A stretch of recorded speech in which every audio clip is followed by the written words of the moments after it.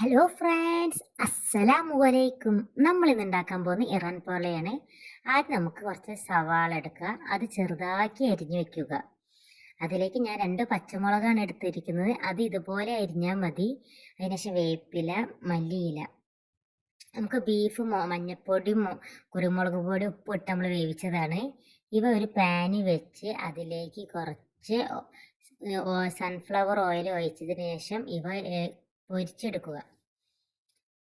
ഒരു നല്ലൊരു നല്ലൊരു മൂത്ത് വരുമ്പോൾ തന്നെ നമുക്കിത് കോരിയെടുക്കാവുന്നതാണ്. ഇത് മൂത്ത് പോയതിനു ശേഷം കുറച്ച് കുരുമുളക് പൊടി ഇട്ടിരിക്കുന്നത്. അതിനുശേഷം അതൊരു പാത്രത്തിലേക്ക് മാറ്റി വെച്ചിട്ടുണ്ട്.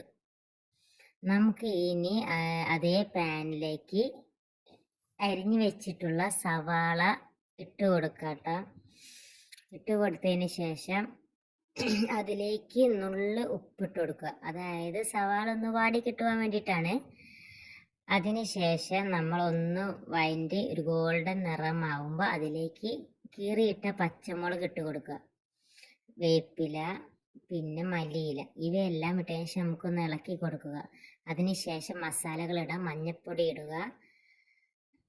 അതിനുശേഷം 2 ടീസ്പൂൺ മല്ലിപ്പൊടി ഇടുക. അതിനുശേഷം കുറച്ച് മുളക് പൊടി. ഇവയെല്ലാം മിക്സ് ചെയ്തതിനു ശേഷം കുറച്ച് ഗരം മസാല പൊടി ഇട്ട് കൊടുക്കുക. പൊരിച്ച് വെച്ചിരുന്ന ബീഫ് ഇട്ട് ഒന്നാകെ മിക്സാക്കി യോജിപ്പിക്കുക. അതിനുശേഷം നമുക്കത് മാറ്റി വെക്കുക കേട്ടോ. അതിനുശേഷം നമുക്കിനി ബാറ്ററി ഉണ്ടാക്കാം. അതിലേക്ക് 3 മുട്ട, 1 ഗ്ലാസ് മൈദ,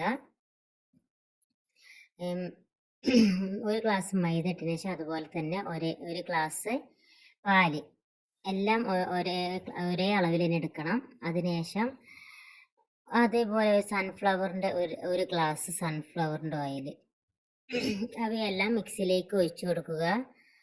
അതിനുശേഷം 2 അല്ലി വെളുത്തുള്ളി, കുരുമുളക് പൊടി, ഗരം മസാല, നുള്ളു ഉപ്പ്, ഇവയെല്ലാം കൂടി നമുക്കൊന്ന് അരച്ചെടുക്കുക.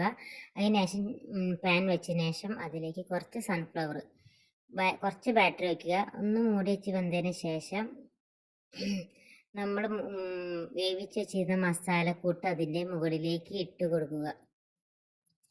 ഫുള്ളും ഇട്ട് കൊടുത്തതിന് ശേഷം നമ്മൾ ഒന്ന് ഇതാക്കിയതിന് ശേഷം ബാക്കിയുള്ള ബാറ്ററികളില്ലേ, ഇത് ഫുള്ളും ഫില്ല് ചെയ്തതിന് ശേഷം ഫുള്ളായിട്ട് നമുക്ക് ഫില്ല് ചെയ്ത് കൊടുക്കണം കേട്ടോ, നമ്മളിട്ട മസാല ഫുള്ളും.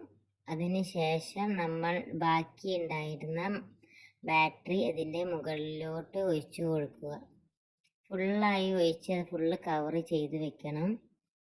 അതിനുശേഷം ഞാൻ അതിൻ്റെ മേലേക്ക് കുറച്ച് ക്യാപ്സിക്കും മല്ലിയിലയും വെച്ചിട്ടുണ്ട്. ഇനി മൂടി വെക്കുക. എങ്ങനെയായാലും ഒരു അരമണിക്കൂറോളം വേവാനുള്ള സമയമുണ്ട്. ഓരോരുത്തനുസരിച്ച് ഞാൻ അടിയിൽ ഒരു കട്ടിയുള്ളൊരു പാത്രം വെച്ചിട്ടുണ്ട്. അതിനുശേഷം ഇത് മറിച്ചിടുക. ഇപ്പോൾ നമ്മൾ ഉണ്ടാക്കി ഇറാനിപ്പോള റെഡി ആയിട്ടുണ്ട്. നമുക്കതൊന്ന് മുറിച്ച് നോക്കാം.